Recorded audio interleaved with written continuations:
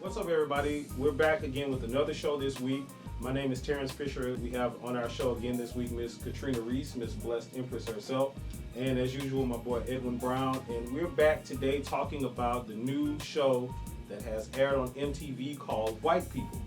It is basically a show that focuses on young white Americans, their struggles, and how they view race. So the three of us just finished watching the first episode of the show. And I must say that the show was really, really interesting, but it brought out several topics of race that we'll discuss in this video. So with that saying, let's jump right into it.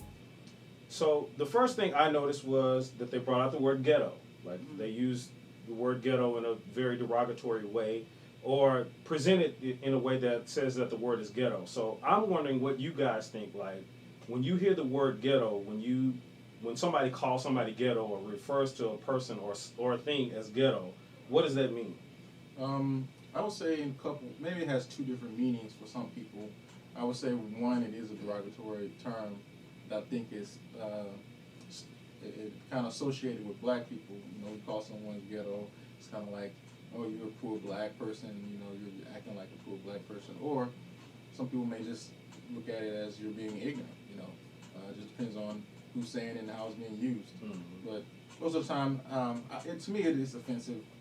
And you know, when I see white people using it among themselves, you know, you're acting so ghetto. To me, it kind of feels like maybe that person is trying to, you know, look down on that person by saying, "Hey, you're acting like a black person" or something. You know. So what do you think when black people use it though? Like when black people use it among ourselves, or you know, we refer to stuff as ghetto. Like, how do you feel about that? I feel like white people got it from black people, and they're trying to use it the same way we use it, but when it's said out of their mouths, it's a different meaning to us. Kind of like the N-word, you know, for them to say it, oh my God, you said it, and then, right, you know, the same thing for us. We shouldn't be saying it, but we do.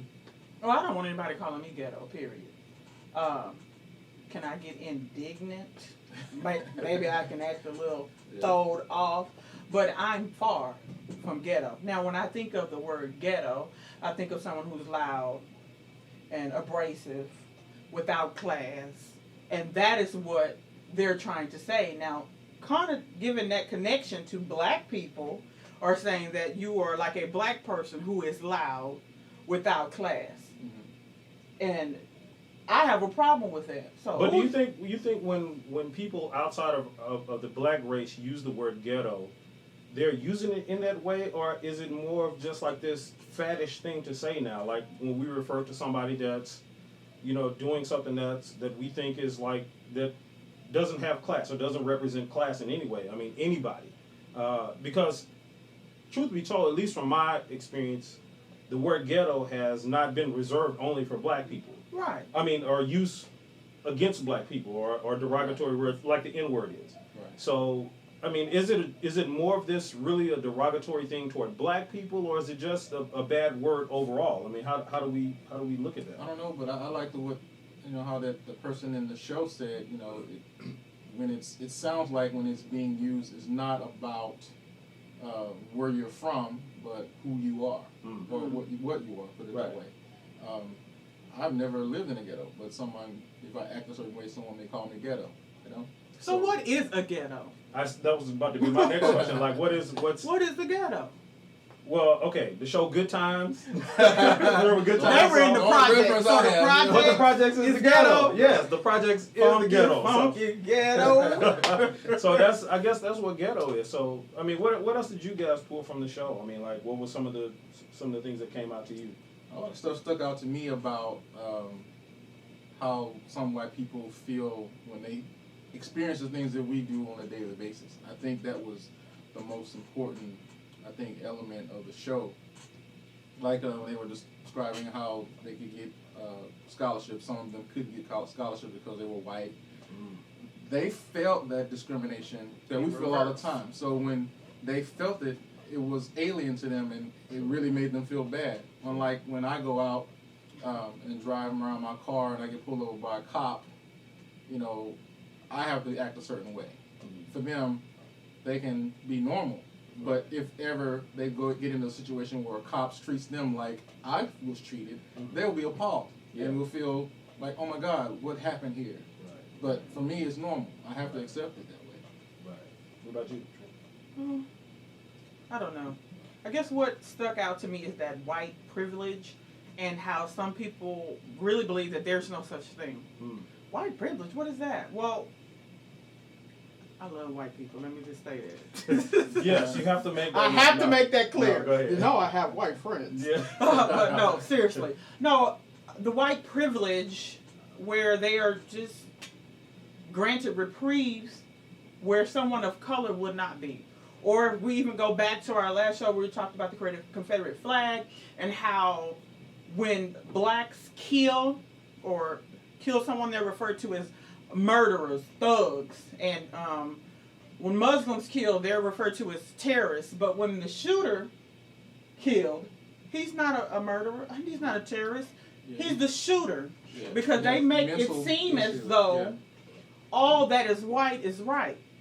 And that whole concept is continually being perpetuated through society. That whatever is white is right, and all that is other is bad. And I even see that with kids. The white kids see that. They saw that. Yeah.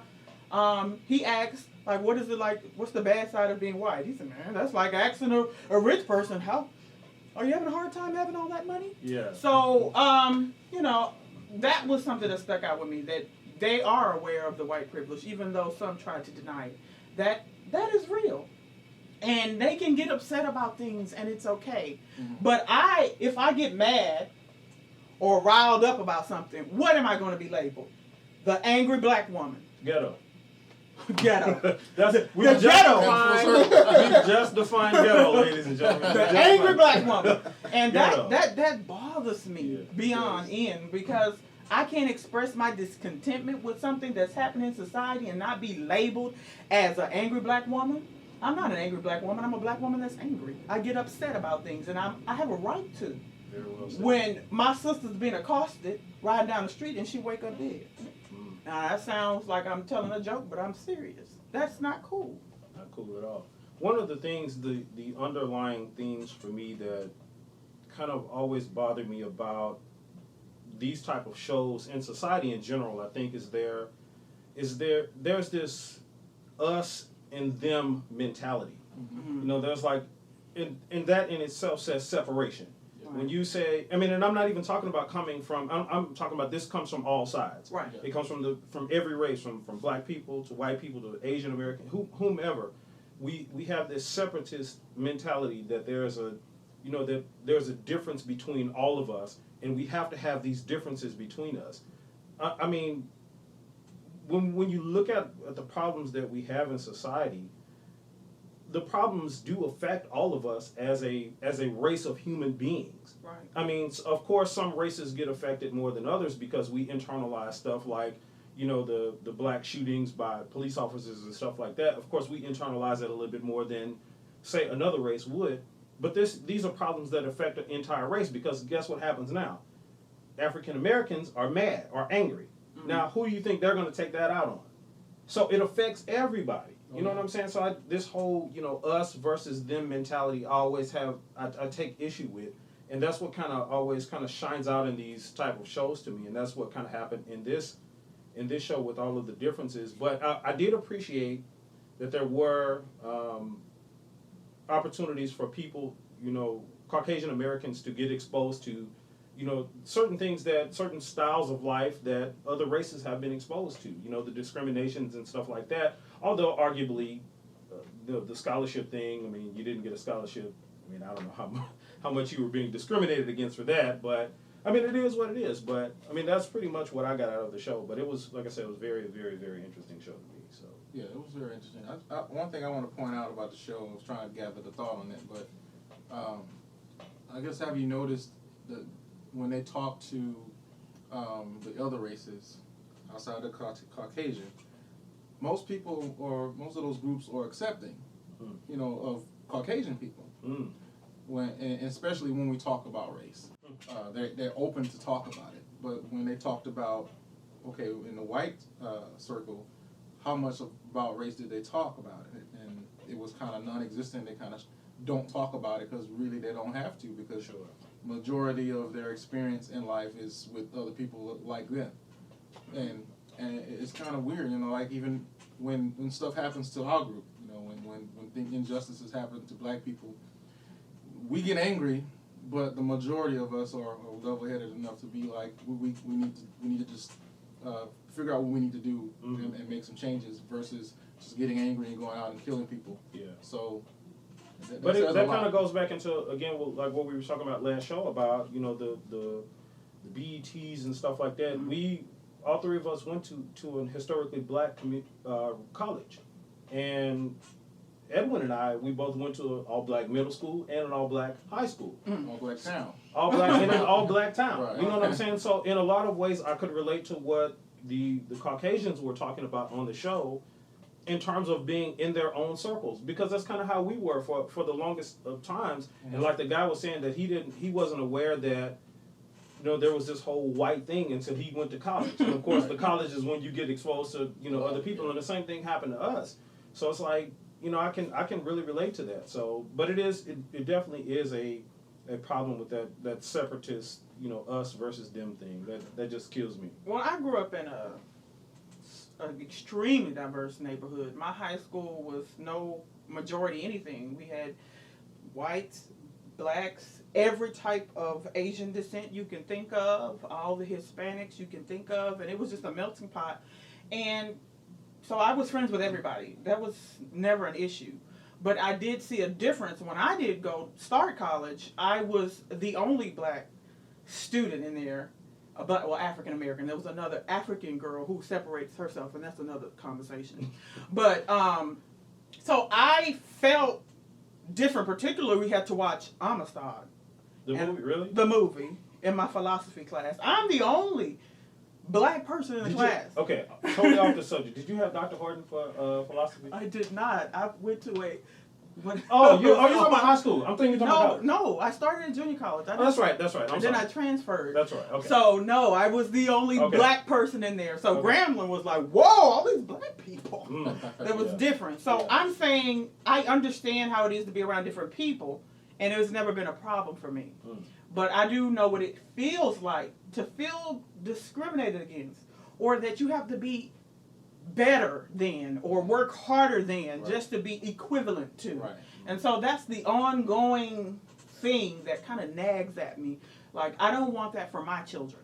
I want you to go out and be the best you can be, and let that be it. Let that be enough. But we're constantly indoctrinated with the idea that we have to be twice as better. We have to work twice as hard just to get what white privilege hands them. Right. So let me ask you both a question. Both of you guys work in corporate America. Versus my career, I don't. I work for. I don't. So and I've always been curious about that. I'm in education, but go on. Corporate. Let's get corporate. Okay. Corporate and education. What are you guys' experiences like with race and racism? In your jobs and in your fields. How does it affect anything? And if so, how does it? In my situation, I work in IT. I haven't really seen any discrimination on that I can point out. In regards to my race. I've heard stories, about where if there's only a few blacks in the group, they have this ratio. They need to get black people and white people. So they hire black people or hire some other race, so that it doesn't make their company look, too black, too white, or too white, or too white out. We call it white out, right? Sure. And but I haven't had any specific experience that I can say that. I do feel in some situations I have to in order to stand out, to show that I'm equal, I have to do exceedingly better. Maybe that's probably something internal. Possibly. But it may not be, the way they see it, or the people above me or whatever. Well, in education, I have all kinds of students. And what my kids love to say is, to say anything to them that they don't like, you racist, miss, that's racist. And is that the accent? That is how they say it, yeah. That's just a running joke. But my kids know I love them regardless of their race, and I treat them all the same. So it's not a real issue. And you know, it's my principal is white, and I love her. There's no problem with that. So I mean, I don't really see that as a current issue where I am. I mean, I work in a very diverse district, so it's just open. But that same district that I work in was the district that I grew up in, and it looks slightly different. Now, there were a lot more white people when I was growing up, so there was the Great White Flight, and that's what they even said in the show, that when you start to see more and more people move in that don't look like you, it makes you want to leave. And so people are not embracing of other cultures, and I think that particularly we as black people are more accepting of everybody. Because I go to my family reunion, and when I tell you it's everybody out there married to everybody, because we just love everybody, and our children just look just beautiful. United Nations is what we have. And I see a lot, even some of the white friends I grew up with, that their parents were not as accepting. I dated a white guy, and his mom said, "Oh no, you can't date her." And so would he be deemed as acting ghetto because he chose to date a black girl? I don't know. So would you let what do you think about your children dating outside of their race? Like, my daughter went to prom with a Vietnamese boy, okay? And the boy she talks to now is Mexican and black. If they're nice, respectful, I don't have a problem with it. Now, how did his parents feel about my black daughter? That's the question. Wow. One thing that was pointed out in the show, I thought was a fair statement when the guy who said he wanted to be careful about what he said, that when we start to mix too much, we start to lose certain aspects of our culture. I think that's where a lot of people are coming from when they are opposing the mixing of races in that regard of marriage or just dating or whatever. So I think it's a fair feeling, that to know if you grew up in this particular culture, you want that for your children, and to see your children stray away from that, it worries you, and that's a legitimate, I guess, argument. What though? I mean, I get it.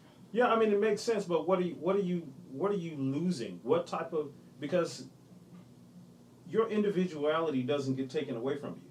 Whatever you decide to, how you want to raise your children, or live your life, doesn't get taken away from you by other people, coming in. And also, even if that was not the case, what I think the only thing that we would be losing is the idea of separatism in the first place. So why does there have to be a separate culture? Why does it have to be two different cultures because of our skin color is different? Why can't I be an African American male and a Caucasian male live in the same neighborhood and we're just a part of the same culture? Why does it have to be, okay, I'm black, so I have my black stuff, and you're white and you have your white stuff? That in itself says separatism to me. So like, for me, if we were gonna lose something by the whole melting pot situation that's arguably of what the argument is about, to me that's the only thing that we would be losing, and I think it's something that we need to lose in order to evolve. Well, don't, but I'm gonna let you speak on that because I have thoughts. Yeah, I said this to someone earlier on Facebook, and they were, I think they saw some racist post or something, and they were really upset about it, and they said, I probably think that we should separate again. Maybe segregation is something that is legitimate since we can't get along. Well, we already are segregated in a lot of aspects. Like I never really noticed until I really paid attention. We're heavy into gospel. When you go to your church, we sing only black gospel. You go to a white church, they only sing white gospel. You listen to the radio, you only hear black music on one station. You click over to a rock station, they only play white. It's kind of like there's a lot of division already. Right. When you go to like the fact that we have historically black colleges, that's separation. Mm-hmm. But they can come. BET, that's separation. That means we're not gonna play any white program. We're only gonna that's segregation. Well, my thing is, how much is that stuff serving us as a humankind right now. It is not. I mean, and that's my whole point. So why are we fighting, trying to hold on to a separatist mentality when it's obviously not working? What good does it do?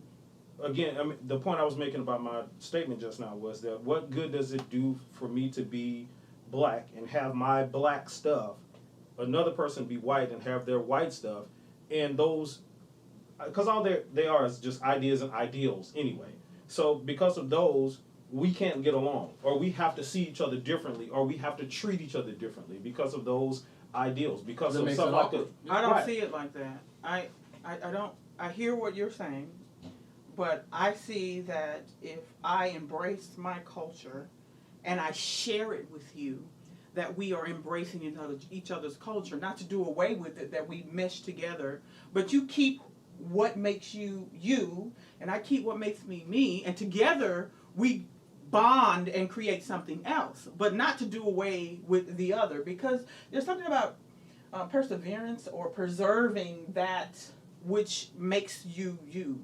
And I don't know how people talk about, I'm so proud to be this, I'm proud to be white, I'm proud to be black. Well, we should be proud of whatever you are, but it's not like you had a choice in the matter.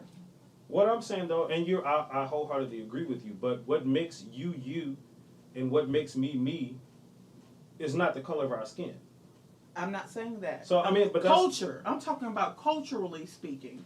And culture is a thing of history. So if we create, and we're constantly creating history every day. So if we start a new culture that says whites and blacks can live together, then that becomes our culture. That's what we preserve and we start preserving for future generations. Versus, again, this whole, I don't see what it is about being a certain skin color or skin tone that we have to keep in order to define ourselves. Okay, let's take out just simply black and white. Let's look at people who are Mexican or El Salvadorian, from Honduras or Panama, whatever. They are all shades, okay? They come in black and they come in white. They come in brown and all tans. We're not talking about skin color here. We're talking about a culture, because in El Salvador, okay, they have their food that's a part of their culture. It's not as spicy as the Mexican food. Okay, then you have the Indians and we're talking about Indians from India, okay, that have their curries and spices that's very spicy. Like the Jamaicans, who have their curry and spices. But it's a cultural thing, not just about how we look. Agreed. That's not what I'm talking about. Agreed, but it's all food. So why must we argue when we're all hungry? When we all need food to survive? I don't understand that. It's all food. To some people, culture, like you said, defines them, and they want to hold on to it. Just like whatever you experienced as a child becomes a part of you. And to someone take that away from you, then they take something out of you. Just like how the African American, we lost a lot of culture when we were taken from Africa and brought here. And we basically had to conform to whatever culture we were put into.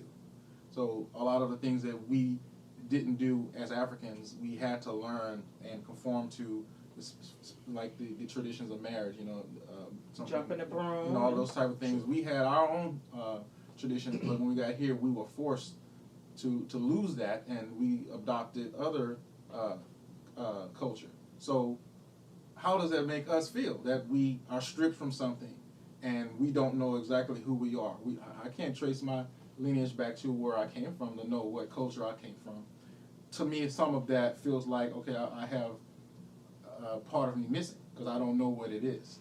Versus someone like who came from China and they're here now, and they can choose if they want to keep their native tradition or learn what's here. I don't have that choice. I have to deal with what I have. I have to accept what I'm already part of. And it makes complete sense what both you guys are saying, and I'm not even really disagreeing with you. I agree that there are separate cultures and stuff, because we people come from separate parts of the world, and people just do things differently. I completely get that. I'm saying in terms of our current situation, our current state of where we are as human beings in relation to each other, as far as I'm black, you're white, you're Latino, versus all of this stuff. How much is trying to keep our own individual ideals and cultures and all of that, how is that working for us? How is that serving us now? What I'm seeing is that it's not working. people who are continuously trying to be the ideal of what they think is of white is translates into what happened with the flag. Why you still have people out with the Confederate flag right now protesting the Confederate flag because they feel that it's a part of their culture. So what I'm saying is that this individualist culture thing or individualist ideal period is just not working for us. It's not working for us as human beings and humankind. We're not coexisting well together with all of these various things. It'd be different if we had learned to, I can accept that you're black, you can accept that I'm white, whatever the color is, and then we coexist and we're in peace, but that's not what's happening.